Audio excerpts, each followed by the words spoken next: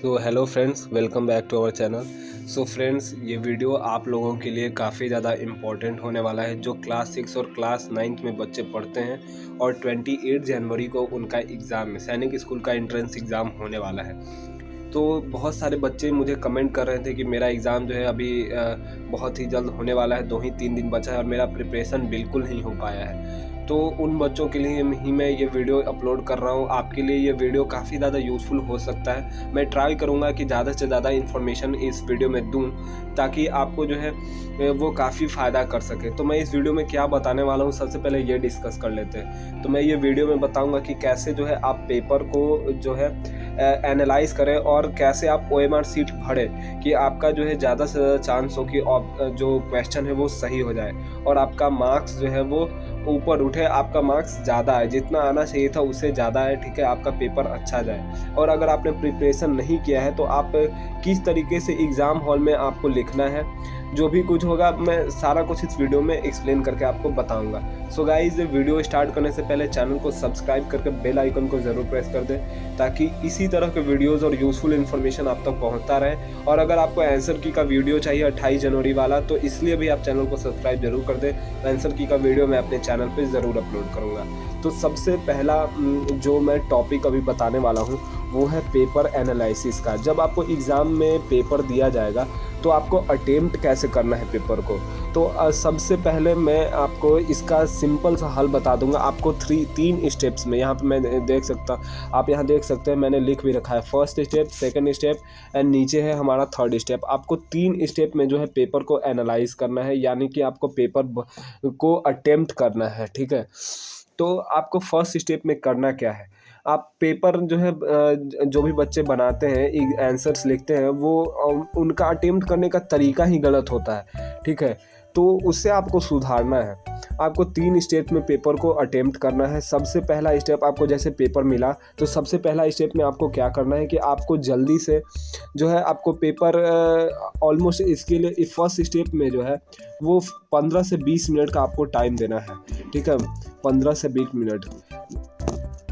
मान लीजिए कि आपका सैनिक स्कूल का एग्ज़ाम 3 घंटे का है, ऑलमोस्ट 9th वालों बच्चों के लिए मान ले तो 3 घंटे का है, ठीक है। तो आपको इसमें 20 से 25 मिनट, ज़्यादा से ज़्यादा आप 20 से 25 मिनट दे सकते हैं फर्स्ट स्टेप में। 20 से 25 मिनट से आपको ज़्यादा नहीं देना है फर्स्ट स्टेप में। फर्स्ट स्टेप में आपको करना क्या है कि आपको जो है सबसे पहले सारा पेपर का क्वेश्चंस आपको देख लेना है। आप जो है क्वेश्चन नंबर 1 से स्टार्ट किए और 200 जितने भी क्वेश्चन है 100-200 तक आपको एंड तक जो है क्वेश्चन सारा बना लेना है। आपको देखते चलना है, आराम से आप देखते चलिए पेज को पलटते हुए। जो क्वेश्चन आपको आसान लग रहा है कि हाँ फर्स्ट अटेम्प्ट में ही बन जाएगा, आपको देखते ही लगा कि यार ये तो काफ़ी आसान सवाल है, उसको आपको जो है टिक कर देना है और उसको OMR में फिल कर देना है। और जो क्वेश्चंस आपको लग रहे हैं कि इसमें थोड़ा सा मेहनत लग सकता है, कॉपी पे लिखना पड़ेगा, कैलकुलेशन करना पड़ेगा, उसको आपको छोड़ देना है सेकंड स्टेप के लिए, ठीक है। तो पहले स्टेप में आपको यही करना है और टोटल क्वेश्चन फर्स्ट स्टेप से ये फ़ायदा हुआ कि आपको जो है पेपर का पेपर का एनालिसिस आपको हो जाएगा कि पेपर जो है कैसा आया, हार्ड आया है, टफ आया है, मॉडरेट आया है। तो इससे जो है आपके लिए काफ़ी आसानी होगा सेकंड स्टेप में जाने के लिए। अब सेकंड स्टेप में आपको क्या करना है, जो कि सबसे लंबा स्टेप होगा, सबसे लंबा टाइम के लिए, ये आपका 1.5 घंटे 1 आवर 30 मिनट का हो सकता है या फिर 1 घंटे का भी हो सकता है। आप अपने हिसाब से आपको सेट कर लेना है, ठीक है। सेकंड स्टेप आपका सबसे लंबा स्टेप होगा। इसमें आपको क्या करना है, पूरा जो भी क्वेश्चन आपने छोड़ रखे हैं, ठीक है, उन क्वेश्चन को आपको बनाने हैं, ठीक है। जो जैसे मैथ्स का क्वेश्चन जो है कुछ कैलकुलेशन पार्ट हो गया, वो सारे क्वेश्चन आपको सेकंड पार्ट में बना लेना है, ठीक है। और थर्ड स्टेप में क्या करना है, तो थर्ड स्टेप में क्या करना है कि सेकंड स्टेप में जो छोड़े हुए क्वेश्चंस को, सेकंड स्टेप में भी आपको कुछ क्वेश्चन छोड़ देना है जो कि बहुत टफ है, आपको लग रहा है कि ये तो बनेगा ही नहीं मेरे से, तो उसे आप छोड़ देना है, उसमें उलझना नहीं है, क्योंकि जो क्वेश्चन बनने लायक थे वो भी नहीं बनता। तो सेकंड स्टेप में आपको जो क्वेश्चन टफ लग रहे हैं उसको छोड़ देना है। और थर्ड स्टेप जो है वो भी हमारा 20 से 25 मिनट का होगा, ठीक है। आप अपने हिसाब से सेट कर लीजिएगा। तो उसमें आपको क्या करना है कि जो भी टफ क्वेश्चन हैं जो आपको नहीं बन रहे थे उसको आपको बनाना है, ठीक है। और थर्ड स्टेप में ही आपका एक और ऐड हो जाता है ट्रिक, वो कि वह तुक्का ट्रिक, जिस पे मैंने पहले भी वीडियो बना रखा है और काफ़ी बच्चों ने इसे पसंद किया था। ऑलमोस्ट 20 के व्यूज़ इसमें जा चुके हैं, ठीक है। तुक्का ट्रिक वीडियो पे मैंने पहले भी अपलोड कर रखा है ये वीडियो, लेकिन इसमें मैं फिर से बता देता हूँ तुक्का ट्रिक क्या है। वैसे मैं डिस्क्रिप्शन बॉक्स में तुक्का ट्रिक वाले वीडियो का लिंक डाल दूंगा, आप वहाँ से भी देख सकते हैं। तो थर्ड स्टेप में ही जो क्वेश्चंस आपको बिल्कुल नहीं आ रहे हैं, ठीक है, उसमें आपको तुक्का ट्रिक अप्लाई करना है। उससे आपका जो है मार्क्स जो है काफ़ी इंप्रूव हो जाएगा। इसमें आपको तुक्का ट्रिक में करना क्या रहता है, जो क्वेश्चन आपको आ रहे हैं उसमें आपको तुक्का ट्रिक नहीं अप्लाई करना है। फिर आप मुझे ही बोलेंगे कि सर आप बोले थे कि सही हो गया, सही हो जाएगा तुक्का ट्रिक अप्लाई करने से क्वेश्चन, लेकिन मैं सही नहीं हुआ। तो आपको उन क्वेश्चन में अप्लाई करना है जिनमें आपको बिल्कुल समझ ही नहीं आ रहा है कि इसका होगा क्या आंसर, जिनमें आपको कुछ भी नहीं पता।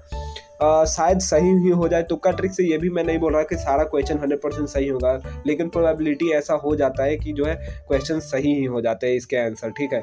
तो आपको इसमें करना क्या है, जैसे ऑप्शन आपके ए, बी, सी और डी दिए हुए हैं, तो इसमें सबसे पहले आपको ऑड जो है इन चारों में से जो सबसे आपको ऑड लग रहा हो, यानी कि यूनिक लग रहा हो, उससे आपको छांट लेना है, अलग कर देना है। जैसे कोई क्वेश्चन में दिया हुआ है 5, 8, 10 और डी में दिया हुआ है 100, तो आपको साफ जाहिर हो रहा है कि ये डी ऑड लग रहा है 100, अब बहुत ये सारे एक अंक के हैं और ये 100 ऑड लग रहा है, तो 100 ऑब्वियसली जो है वो आंसर नहीं होगा। तो डी को आपको वहाँ से अलग कर देना है, यानी कि डी आंसर नहीं होगा। ए, बी, सी में से अब आपको सेलेक्ट करना है। तो तुक्का ट्रिक का सबसे पहला स्टेप है कि जो ऑड वन आउट है उसको हटा देना है, जो ऑड ऑप्शन है उसको हटा देना है। अब ए, बी, सी, डी में से सिर्फ बचा ए, बी, सी, 5, 8 और 10।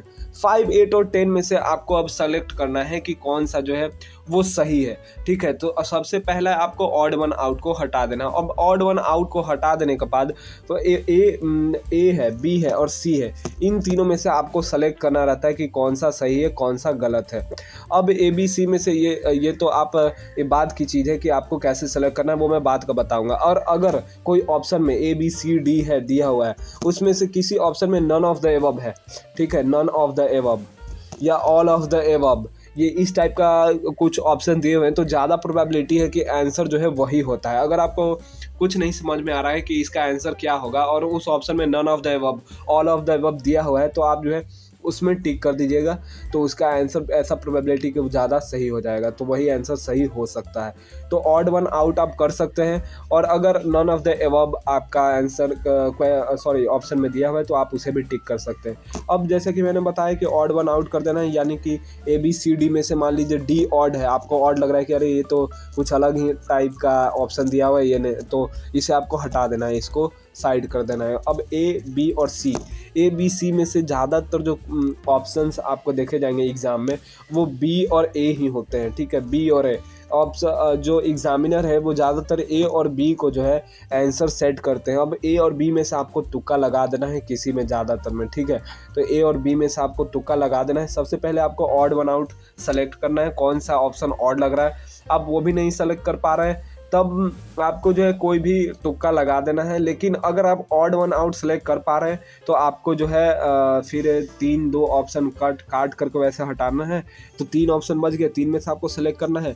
3 में से सेलेक्ट करना है तो फिर ए, बी, सी में से आपको सेलेक्ट करना होगा, ठीक है। ए, बी, सी में से सेलेक्ट करना है तो ज़्यादातर एग्जामिनर जो है ए और बी ही आंसर रखते हैं, तो ए और बी में से आपको कोई सेलेक्ट कर देना है, ठीक है। और ये मैं नहीं बोल रहा कि आपका जो आंसर सही हो जाएगा, लेकिन आपको इसको एक बार अप्लाई करके देखना है। जिन क्वेश्चन को आपको बिल्कुल आइडिया ही नहीं है कि क्या आंसर होगा, ठीक है, तो आपको इसे अप्लाई करना है। और अगर क्वेश्चन के ऑप्शन में none of the above, all of these, इस टाइप के ऑप्शंस हैं तो आपको उस पर टिक कर देना है, ठीक है। तो इस तरह से आपका आंसर हो सकता है। आपको मैं एग्जांपल के तौर पे भी एक एग्जांपल दे सकता हूँ कि किसी ऑप्शन में 3 to the power 3.6 × 10 to the power 6 option है, ठीक है। किसी में क्या है कि 5 × 10 to the power 6 ऑप्शन है, ठीक है। मान लीजिए ये बी हो गया। और सी, मान लीजिए सी ऑप्शन है कि 3.6 × 10 to the power 2, ठीक है। और डी हो जाएगा नन ऑफ दीज, मान लीजिए डी है। तो इसमें से आपको सेलेक्ट करना है इन चारों में से। तो सबसे पहले ऑड वन आउट को हटा देना है। तो ऑड वन आउट आप देख सकते हैं डी ही और ऑड वन आउट हो जाएगा, क्योंकि नन ऑफ द एबव इसमें दिया हुआ है। लेकिन ये जो 3.6 × 10 to the power 6 है, ये 10 to the power 6 है, तो ये सब एक ही तरह के हैं, लेकिन डी ऑड हो गया, तो डी को हटा देना है सबसे पहले तो। और अब बात कर लेते हैं ए बी सी में से। ए बी सी में से आपका आंसर कौन हो जाएगा? तो ए बी सी में से जो है आपको इसमें भी आपको सेलेक्ट करना है, तो ये काफ़ी आसान हो जाएगा।